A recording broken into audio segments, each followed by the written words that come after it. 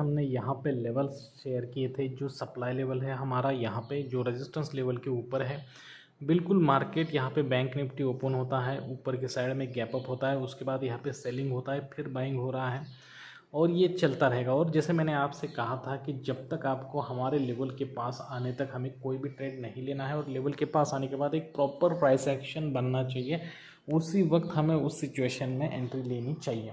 अभी आप अगर सोचोगे, यहाँ पर देखिए मार्केट है, मार्केट में कुछ भी हो सकता है, लेकिन फिर भी अपना अपना एक स्ट्रैटेजी बना के रखना है। अगर उसी तरीके से काम करेगा तो ही काम करना है।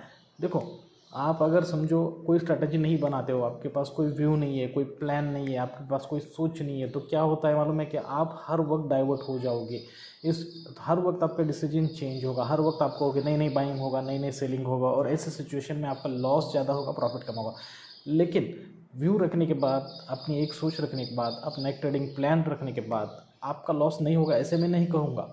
आपका लॉस तो होगा, लेकिन आप वो लॉस रोकने में सक्षम होगे और आपका लॉस काफ़ी कम होगा, और आपको पता होगा कि इस लेवल पे जाने के बाद मेरा लॉस हो सकता है, तो आप इसके लिए जागरूक रहेंगे।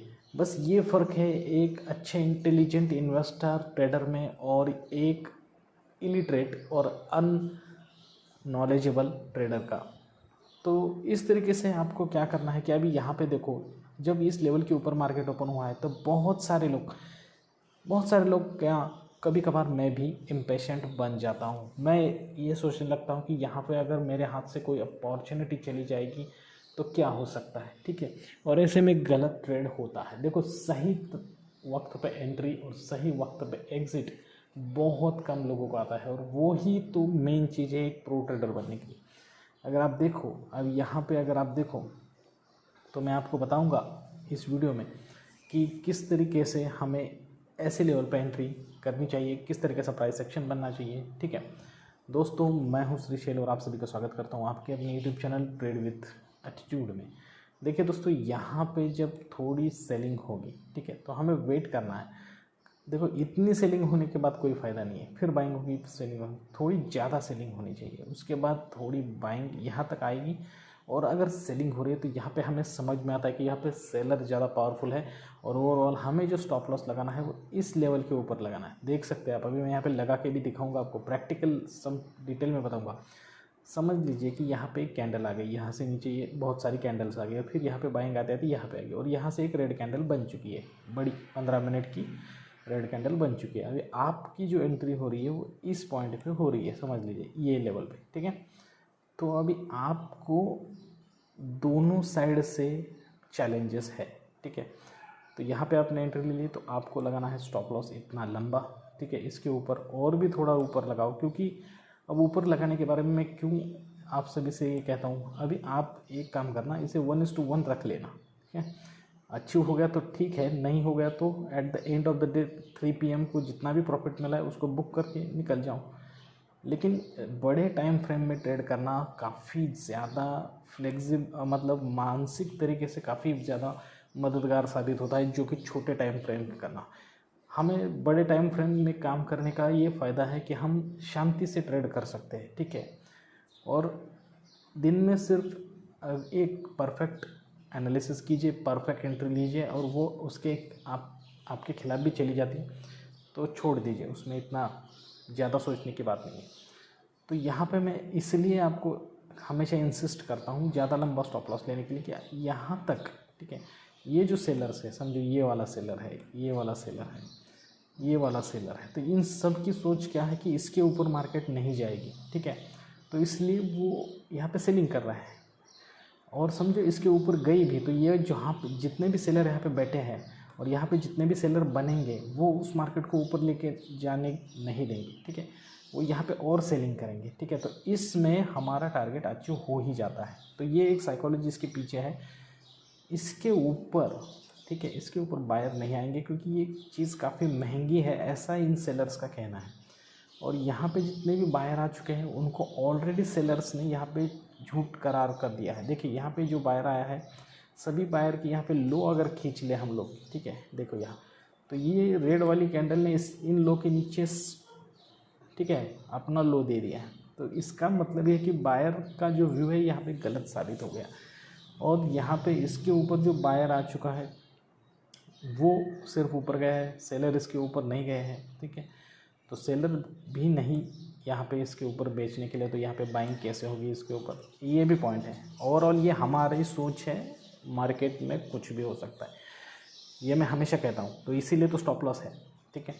स्टॉप लॉस लगाना काफ़ी ज़रूरी है, क्योंकि अगर आप यहाँ पे शॉर्ट साइड पे चलते हो और यहाँ से अचानक से तेज़ी से सडन रैली आ गई और मार्केट हज़ारों पॉइंट ऊपर चला गया, तो काफ़ी लंबा लॉस हो सकता है। इसलिए अपने व्यू को स्टॉप लॉस लगाना कभी भी नहीं भूलना, ठीक है।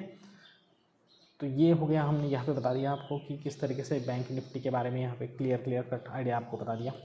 अब यहाँ पे थोड़ा सा आपको एक्सप्लेन करेंगे कि जैसे मैंने पुट साइड के बारे में अभी यहाँ पे आपको एक्सप्लेन कर दिया, ठीक है।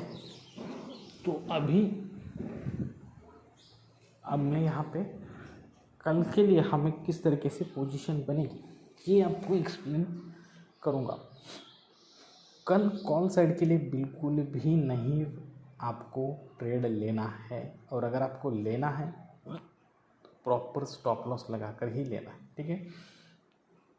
हालांकि बाइंग साइड जाने के लिए यहाँ तक मार्केट को आना ही देने हैं, तब तक यहाँ पे बाइंग कॉल साइड पे नहीं जाना है, ठीक है। तो ये बैंक निफ्टी के बारे में हो गया। अब थोड़ा सा चलते हैं, एक बार क्रूड ऑयल में चलते हैं और उसके बाद निफ्टी के बारे में। देखिए क्रूड ऑयल में ये हमने 3 दिन पहले ट्रेडिंग लिया था, कल का, परसों का और तरसों का, ठीक है।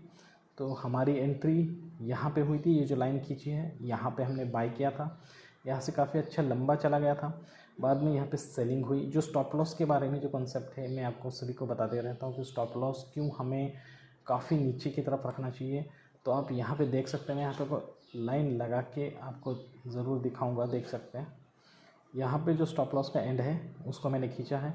और अगर आप यहाँ पे देखो तो ये जो रेड वाली लास्ट वाली कैंडल है कितनी नज़दीक जाके आया है, लेकिन हमारे स्टॉप लॉस को टच नहीं किया, यहीं से बाइंग शुरू हो गई। और फिर क्योंकि हमें पता है कि इस इलाके में कहीं ना कहीं बायर आएंगे, मैंने ऐसा एक्सपेक्ट नहीं किया था कि इतना नीचे जाएगा, इतने ज़्यादा सेलर आएंगे, ठीक है। मुझे ऐसा लग रहा था कि इसी लेवल की ये जो ग्रीन वाली कैंडल है, ब्लू वाली, उसके ऊपर से ही मार्केट ऊपर जाएगा, ऐसा मुझे लग रहा था। और वैसे उसने यहाँ पे जंप भी लिया था, लेकिन उसके बाद फिर सेलर आए, फिर यहाँ से नीचे आया। लेकिन अब यहाँ पे जो लेवल्स हमने निकाले हैं ना, देख सकते हैं आप, ये जो लेवल्स है उसके नीचे स्टॉप लॉस लगाया था, इसलिए स्टॉप लॉस हंट नहीं हुआ है। हालांकि इन लेवल जो है उसका स्टॉप लॉस हंट करवा दिया है ऑपरेटर ने, देख सकते हैं आप। बहुत सारे लोग इस लो के नीचे स्टॉप लॉस लगा देते हैं एकदम कट टू कट, तो ये प्रॉब्लम होती रहती है। तो थोड़ा सा डिस्टेंस रखकर आपको स्टॉप लॉस रखना चाहिए। और यहाँ से बाइंग आ गई, फिर यहाँ पे सेलिंग आ गई, और यहाँ पे सेलर ये बायर का स्टॉप लॉस कट नहीं कर पाए, तो यहाँ से और भी ज़्यादा बाइंग आ चुके। तो ये चीज़ें हैं आपको समझनी है, छोटी छोटी चीज़ें। और स्टॉप लॉस हंट होता है तो होने दीजिए, लॉस होता है तो होने दीजिए, ठीक है। मार्केट को एज ए प्रोफेशन समझना है, लॉस किसी भी दुकान में हो सकता है। देखिए यहाँ से जब मार्केट और भी थोड़ा बहुत सेलिंग देगा, ठीक है, तो फिर बाइंग ही आएगा, और जैसे ही बाइंग के लिए घूमेगा तो आपको इस लेवल पे एंट्री कर लेना है और वही जगह पे स्टॉप लॉस लगाना है जहाँ पर अभी भी हमने लगा दिया है, ठीक है।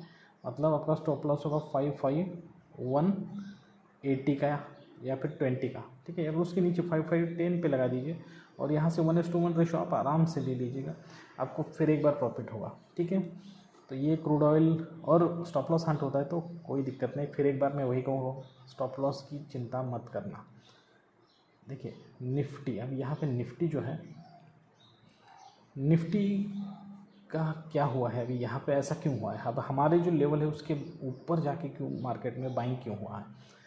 ऐसा होता है, मैंने जैसे आपसे कहा है कि हमने जो भी लेवल निकाले हैं तो निकाले हैं, और हमारी ये सोच है ना मार्केट की सोच। तो मैं हमेशा कहता हूँ कि मार्केट में कुछ भी हो सकता है, और उसके लिए हमारे पास है स्टॉप लॉस, ठीक है। उसके लिए हमारे पास है स्टॉप लॉस, ठीक है।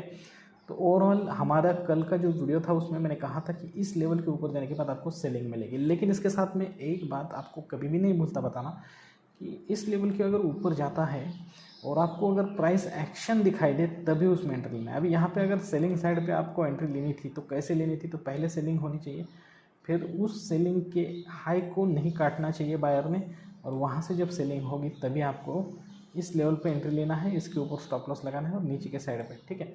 लेकिन अब यहाँ पे वो सिचुएशन बनती हुई नहीं दिखाई दे रही है। अब यहाँ पे कंफ्यूजिंग सिचुएशन है, मार्केट कितना ऊपर जाएगा किसी को भी पता नहीं, क्योंकि ये बहुत हाई वैल्यू पे बायर बाय कर रहे हैं, उन्हें पता ही नहीं है कि इतनी महंगी चीज़ वो बेच भी पाएंगे नहीं ऊपर की लेवल पे, ठीक है। उनको ऊपर जाकर इतने महंगी चीज़ सेलर आएंगे भी नहीं, ये भी उन्हें पता नहीं है, लेकिन कर रहे, खरीदारी कर रहे, करके रख रहे, अपनी पोजीशन बना के रख रहे हैं। और उनमें से कुछ लोगों ने यहाँ पे अपनी पोजीशंस की ओर भी कर दी है, तो ये भी सिचुएशन बन गई है। तो यहाँ पे बहुत अच्छी सिचुएशन है हमारे लिए। यहाँ पे जितने ज़्यादा बायर आ चुके हैं उतना ही हमारे लिए ज़्यादा मोमेंटम भी मिलेगा, ठीक है।